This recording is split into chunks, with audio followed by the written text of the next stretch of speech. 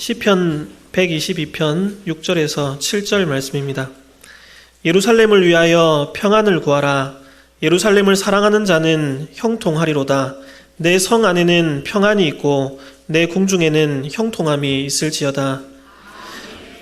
여러분, 오늘 아침 주일을 맞아서 또 교회로 이 예배의 자리로 나올 때 여러분은 어떤 마음으로 이곳에 오셨습니까? 여러분에게 기쁨이 있었습니까? 간절함과 사모함이 있었습니까? 아니면 아무 생각 없이 그저 습관적으로 이 자리에 나왔습니까? 혹시 오늘 이 자리에 오는 것이 전혀 기쁘지 않고 오히려 고통스러웠던 그런 분은 없습니까? 억지로 이 자리에 앉아서 어서 빨리 이 시간이 지나갔으면 하고 그렇게 바라고 있는 분은 혹시 없습니까? 여러분은 무엇을 바라고 또 무엇을 기대하면서 이 자리로 나아오셨습니까? 여러분, 오늘 본문의 저자인 다윗에게는, 그리고 이 시편을 부르며 예루살렘을 향해 가던 그 순례자들에게는 예루살렘에 이루고자 하는 간절한 열망과 기쁨이 있었습니다. 그들은 외칩니다. 하나님의 집에 올라가는 것이 얼마나 기쁜 일이냐. 함께 가자, 예루살렘으로. 여러분, 예루살렘을 향해 가는 그 여정은 결코 순탄한 길이 아니었습니다. 길고 힘든 여정이었죠. 그러나 그들은 기쁨으로 그 길을 걸어갔습니다. 왜요? 여러분, 예루살렘에 바로 답이 있기 때문입니다. 바로 그곳에 참된 평화가 있기 때문입니다. 오늘 이 예루살렘의 평화에 대해서 함께 상고해 보고자 합니다. 먼저는 예루살렘의 평화가 의미하는 것이 무엇인지, 그리고 왜 예루살렘의 평화를 위해 기도할 것이 요구되는지에 대해서 잠깐 생각해 보겠습니다. 첫 번째로 예루살렘의 평화입니다. 122편은 다윗의 시편이죠. 그리고 성전을 향해 가는 순례자들이 불렀던 노래들 가운데 하나입니다.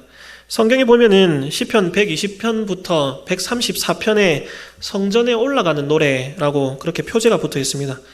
이 122편도 이 성전에 올라가는 노래들 가운데 하나이죠.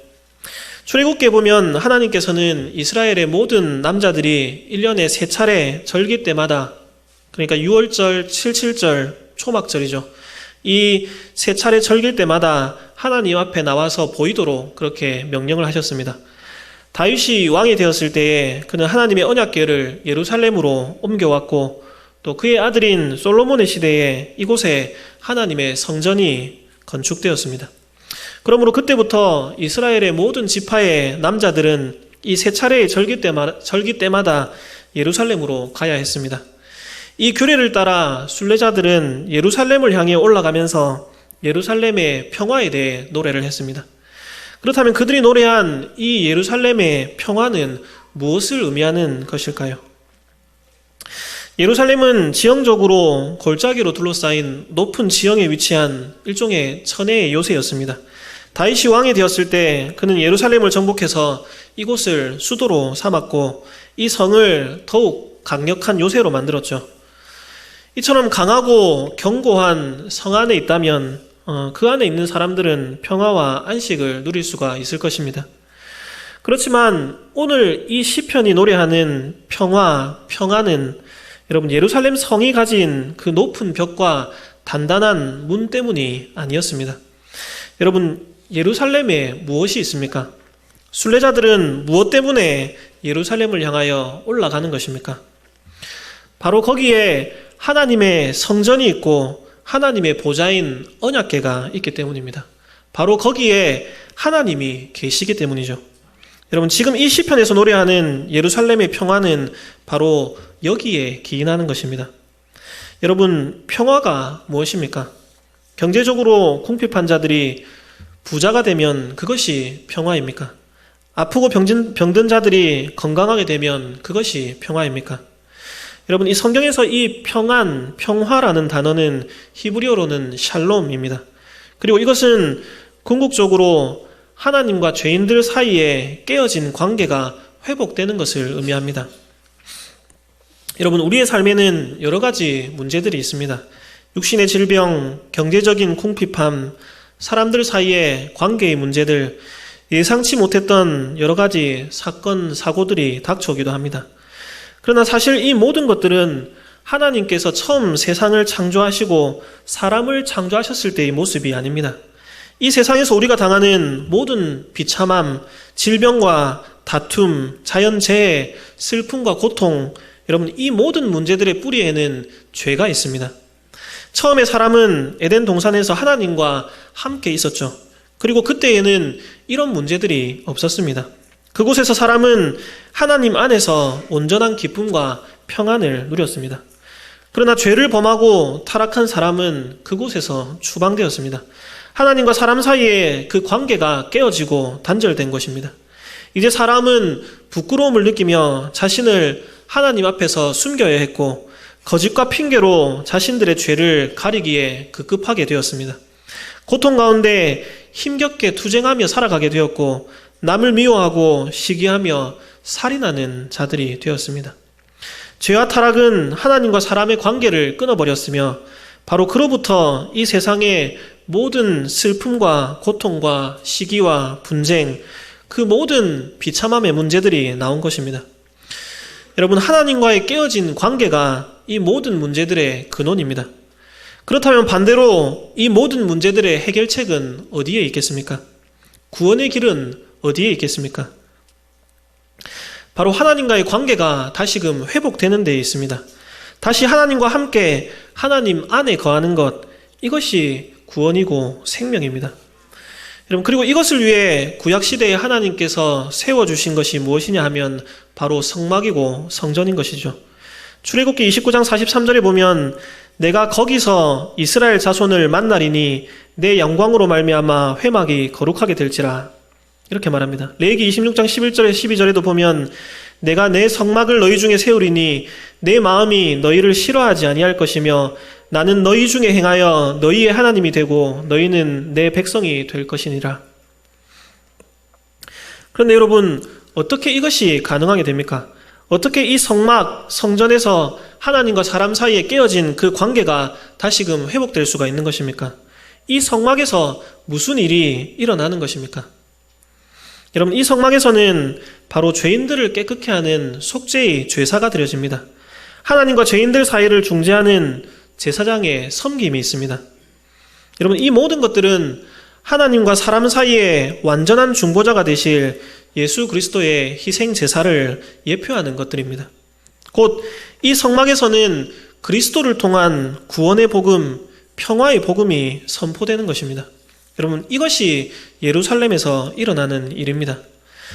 여러분, 하나님의 백성들이 모두 함께 예루살렘을 향하여 올라갑니다. 그들의 삶 가운데는 여러 가지 문제가 있고 어려움이 있고 고통이 있고 고난이 있지만 그곳을 향하여 가는 그 여정은 거칠고 험하지만은 여러분, 그들에게는 기쁨이 있습니다. 왜냐하면은 바로 그곳에 답이 있기 때문입니다. 바로 그곳에 하나님과의 평화를 이루는 그리스도의 복음이 선포되기 때문입니다. 여러분, 그곳에서 하나님께서 그들을 만나 주십니다. 깨어진 관계가 회복되고 죄의 문제들이 해결됩니다. 그곳에서 하나님의 백성들은 참된 평안과 안식을 누립니다. 모두 함께 하나님의 그 구원의 은혜에 감사하며 그분의 크신 이름을 찬양합니다. 여러분, 바로 이것이 예루살렘에서 일어나는 일입니다. 예루살렘은 그저 강한 요새가 아닙니다. 다윗의 성이 아닙니다. 그곳은 하나님의 모든 백성들이 함께 모여서 구원의 복음을 보고 듣고 경험하는 곳입니다.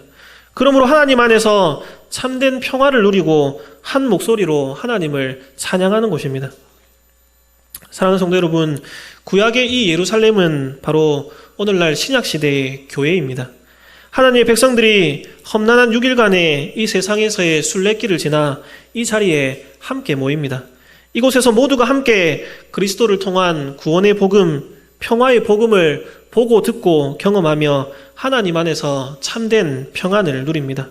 하나님의 백성들이 한 목소리로 하나님의 크신 이름을 찬양합니다. 여러분, 이것이 바로 지금 이 예배의 자리에서 일어나고 있는 일입니다. 여러분, 이 죄악된 세상에서의 우리의 삶 가운데는 여러 가지 문제와 고통이 있습니다. 거기에 대해 세상은 여러 가지 답들을 내놓죠. 그러나 여러분, 진정한 답은 오직 하나님께 있습니다. 구원의 복음이 선포되는 이 교회에 진정한 답이 있습니다. 우리는 바로 이 교회에서, 이 예배의 자리에서 참된 평화에 대한 하나님의 대답을 듣습니다. 우리 주 예수 그리스도를 통한 그 구원의 복음을 듣습니다.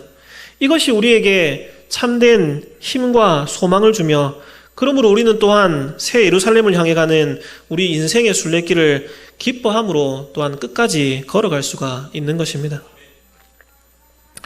여러분, 그렇다면 오늘 교회를 향해, 이 예배의 자리를 향해 오는 우리의 모습은 어떠해야 하겠습니까? 오늘 우리의 모습은 어떠했습니까? 두 번째로 예루살렘의 평화를 위한 기도입니다. 여러분, 예루살렘에는 그리스도를 통한 구원의 복음이 선포되고, 그러므로 하나님과 죄인 사이에 깨진 관계가 회복되어지는 참된 평화가 있습니다. 그런데 왜 또한 시편은 예루살렘의 평화를 위해 계속해서 기도할 것을 요구하는 것입니까? 그것은 이 예루살렘의 평화가 숨겨질 수 있기 때문입니다. 이 예루살렘의 평화는 어떤 사람들에 의해서 얻어지고 또 유지될 수 있는 것이 아니기 때문에 그렇습니다. 여러분, 이 시편의 저자인 다윗은 어떤 사람이었습니까? 우리가 잘 아는 대로 그는 매우 경건한 그런 왕이었죠. 다윗의 시대에 하나님의 언약궤가 예루살렘으로 옮겨졌고, 그러므로 그곳에서 그리스도를 통한 구원의 복음, 평화의 복음이 선포되었습니다. 그러나 여러분, 다윗은 또한 그의 충실한 신하였던 우리아의 아내를 범하였고 우리아를 죽였습니다. 그 결과 다윗과 그의 집뿐 아니라 온 이스라엘이 평화를 잃어버렸습니다. 다윗의 아들인 솔로몬은 어떻습니까? 평화라는 의미의 이름을 가진 솔로몬은 그의 시대에 하나님의 성전을 건축했습니다. 이곳에서 평화의 복음이 선포되었죠. 그러나 솔로몬은 또한 이방인 여자들을 아내로 맞아들였고 이방 신들을 섬겼습니다. 다윗과 솔로몬의 시대를 지나 평화는 사라졌습니다. 이스라엘은 남유다와 북이스라엘이라는 두 왕국으로 쪼개어졌고, 솔로몬의 아들인 르호보암은 베델과 단에 금송아지 신상을 세웠습니다. 여러분, 모든 지파, 모든 족속들이 함께 예루살렘으로 올라가던 때가 있었습니다. 그러나 이제는 더 이상 그럴 수 없게 되었습니다. 수십 년이 지난 후 바벨론에 의해 예루살렘과 또 솔로몬 성전은 파괴되었고 백성들은 포로로 끌려갔습니다. 포로로 잡혀간 자들은 더 이상 예루살렘으로 갈 수 없고 그곳에서 선포되는 구원의 복음을 들을 수가 없습니다. 예루살렘의 평화는 사라졌습니다. 여러분, 이 땅의 교회는 연약합니다. 다윗과 같은 위대한 신앙의 인물들도 완전하지 않습니다. 그러므로 예루살렘의 평화, 구원의 복음, 이 평화의 복음이 마치 숨겨지는 것처럼 보일 때도 있습니다. 그러나 이러한 때에 우리가 할 수 있는 것이 있습니다. 해야 하는 것이 있습니다. 그것이 무엇입니까? 바로 기도라는 것입니다. 여러분, 포로로 잡혀간 자들은 예루살렘으로 갈 수 없고 구원의 복음을 들을 수도 없습니다. 그들에게 예루살렘의 평화는 숨겨진 것처럼 보입니다. 그러나 이러한 때에 그들이 할 수 있는 유일한 것이 있습니다. 바로 예루살렘의 평화를 이루실 수 있는 유일한 분이신 하나님께 기도하는 것입니다. 여러분, 이것이 오늘 이 시편이 예루살렘의 평화를 위해 기도하라고 그렇게 말씀하는 이유입니다. 성령 하나님께서는 우리를 위해 또한 이 교훈을 덧붙여 주셨습니다. 교회를 위해 기도하라, 계속해서 기도하라, 교회의 평화를 위해 기도하라, 그렇게 말입니다. 여러분, 오랜 시간이 지난 뒤에 예수님께서도 하나님이 주신 이 규례를 따라 예루살렘으로 올라가셨습니다. 그러나 그때에 예수님의 마음에는 기쁨이 없었습니다. 오히려 예수님은 예루살렘을 보시고는 우셨습니다. 왜냐하면 평화에 관한 일이 숨겨졌기 때문입니다. 누가복음 19장 41절에서 42절을 보면 가까이 오사 성을 보시고 우시며 이르시되 너도 오늘 평화에 관한 일을 알았더라면 좋을 뻔하였거니와 지금 내 눈에 숨겨졌도다. 이스라엘 백성들과 예루살렘 사람들은 평화에 대해 알지 못했습니다. 그들은 구약 성경을 가지고 있었고 이스라엘의 선생들을 통해 율법의 말씀들을 들어왔습니다. 그리고 예수님께서 친히 자신의 공생의 3년 동안 그들을 가르치셨습니다. 그러나 그럼에도 불구하고 그들은 평화에 대해서, 하나님 나라의 복음에 대해서 무지했습니다. 예수님께서는 그런 그들을 향해 이렇게 책망하셨죠. 누가복음 13장 34절에 예루살렘아 예루살렘아 선지자들을 죽이고 내게 파송된 자들을 돌로 치는 자여 암탉이 제 새끼를 날개 아래에 모음같이 내가 너희의 자녀를 모으려 한 일이 몇 번이냐 그러나 너희가 원하지 아니하였도다. 여러분, 오늘 이 시편 122편의 말씀을 통해 예루살렘의 평화를 위해 기도할 것이, 계속해서 기도할 것이 이미 명령되었습니다. 그러나 예루살렘 사람들은 기도하지 않고 있었습니다. 그들은 오히려 기도하는 그 집을 강도의 소굴로 만들어 버렸죠. 누가복음 19장 45절에 성전에 들어가사 장사하는 자들을 내쫓으시며 그들에게 이르시되 기록된 바 내 집은 기도하는 집이 되리라 하였거늘 너희는 강도의 소굴을 만들었도다 하시니라. 여러분, 예루살렘의 평화는 사라졌습니다. 그러므로 이 성은 장차 돌 하나도 돌 위에 남기지 않고 다 무너져 내리게 될 것입니다. 그렇다면 이 시편의 말씀대로 예루살렘의 평화를 위해 간구했던 그 구약의 순례자들의 기도는 헛된 것이었습니까?